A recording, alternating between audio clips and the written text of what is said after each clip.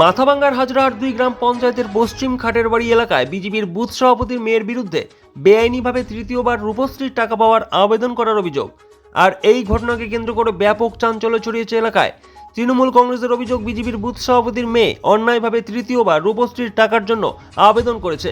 এই কাজের সাথে জড়িত রয়েছে বিজেপির বুথ সভাপতি ও বিজেপির স্থানীয় পঞ্চায়েত সদস্য, এমনটাই অভিযোগ তাদের।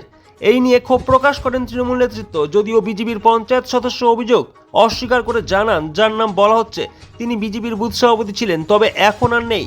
তাকে প্রলোভন দেখিয়ে হয়তো এমনটা করানো হয়েছে, তিনি এই বিষয়ে কিছুই জানেন না। তবে এর পেছনে শাসক দলের নেতারাই জড়িত। এই বিষয়ে কমিশন গঠন করুক প্রশাসন, তাহলে বিষয়টি প্রকাশ্য আসবে বলেও তার দাবি। আমাদের অভিযোগ হলো রূপশ্রীর প্রকল্পের, মুখ্যমন্ত্রীর স্বপ্নের প্রকল্প রূপশ্রী প্রকল্প।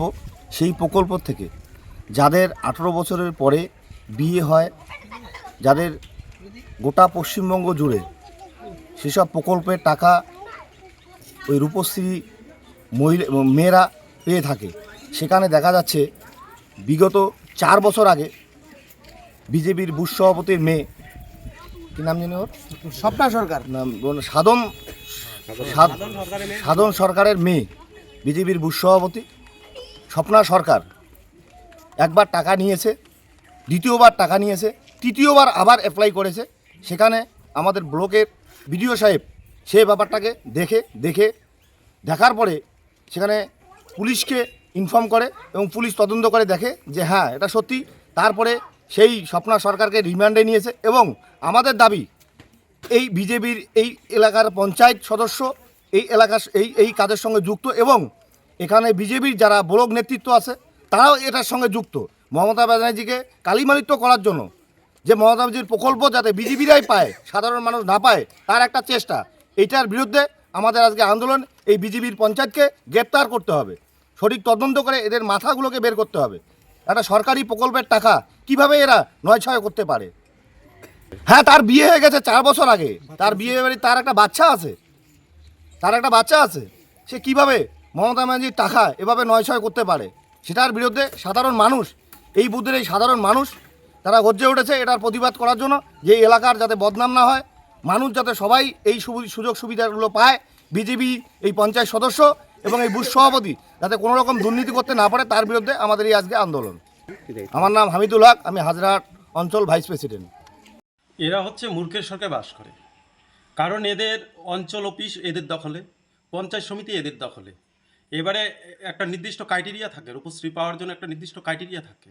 সেখানে পঞ্চায়েতের রেসিডেন্ট দেওয়ার পরে সেখানে প্রধান দিতে পারে রেসিডেন্ট।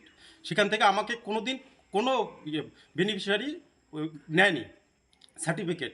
এবার আমার প্রশ্ন হলো, তাহলে তারা কিভাবে অ্যাপ্লিকেশনটা করছে? তার মানে এর সঙ্গে বড় মাথা যুক্ত আছে, তৃণমূলের বড় বড় মাথারা যুক্ত আছে, ঠিক আছে? তাদের নিজের অপদার্থতাকে ঢাকার জন্য সেখানে আমাকে দায়ী করা হচ্ছে। এটার আমি বলবো যে এখানে কমিশন গঠন করার দরকার, কারণ রাজ্য সরকারের দপ্তরগুলো এরা দুর্নীতি করে একদম ফাঁকা করে দিচ্ছে, এর সঙ্গে বড় মাথা যুক্ত আছে, সেই মাথাগুলোকে ধরতে হবে। আমি কয়েকবার আমি আরটিআই করেছিলাম, সেই আরটিআই করার পরেও আমি কোনো তথ্য পাইনি আজ পর্যন্ত।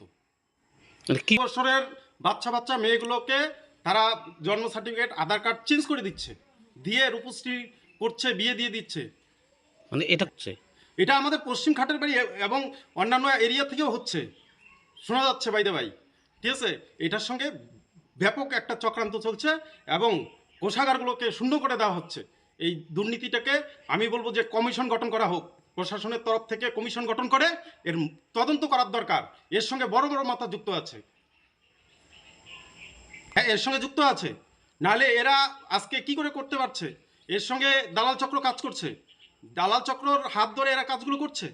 আর সেখানে আমাদের কোনো সার্টিফিকেটের প্রয়োজন হচ্ছে না, অঞ্চল থেকে সার্টিফিকেট দেওয়া হচ্ছে, এমনকি ওয়ারিশ সার্টিফিকেট পর্যন্ত আমাদের থেকে নেওয়া হচ্ছে না। সেগুলো কারা দিচ্ছে, কিভাবে দিচ্ছে?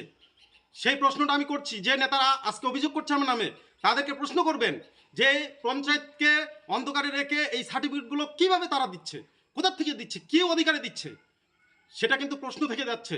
ছোট ছোট বাচ্চা মেয়েগুলোকে রাতারাতি জন্ম সার্টিফিকেট চেঞ্জ করা হচ্ছে, আধার কার্ড চেঞ্জ করা হচ্ছে, কিভাবে হচ্ছে? এটার কিন্তু আমি তদন্ত চাই এবং এটার প্রয়োজনে সিআইডির তদন্ত হোক, এটা ব্যাপক হারে দুর্নীতি হচ্ছে। আমি শুনতে পাচ্ছি যে ব্যাপক হারে দুর্নীতি হচ্ছে। এর তদন্ত হওয়ার দরকার আছে। সে কি বলবেন? আমার বুথ সভাপতি একসময় ছিল, বর্তমানে তো আমাদের বুথ সভাপতি নেই। লোকসভার পরে আমাদের কোনো বুথ সভাপতি নেই। এবার তাদের হয়তো কেউ টোপ দিয়েছে, সেই টোপে সে পা দিয়েছে, সেটার দায় তো আর আমাদের নেই। তাদের হয়তো সাধারণ মানুষ তারা বুঝতে পারেনি যে এটার পেছনে চক্রান্ত চলছে, সেই চক্রান্তে তারা পা দিয়েছে। আজকে সেই চক্রান্তে পা দিয়ে তারা ফেসে গেছে। তার জন্য তো আমাদের বিজেপি পার্টি দায়ী নয়। আমাদের বিজেপি পার্টি এর সঙ্গে কোনোভাবেই জড়িত নয়, যুক্ত নয়, কোনো ব্যাপারে জানে না। আপনার নাম? আমার নাম স্বপন দাস, আমি পশ্চিম খাটেরবাড়ি গ্রাম পঞ্চায়েত সদস্য।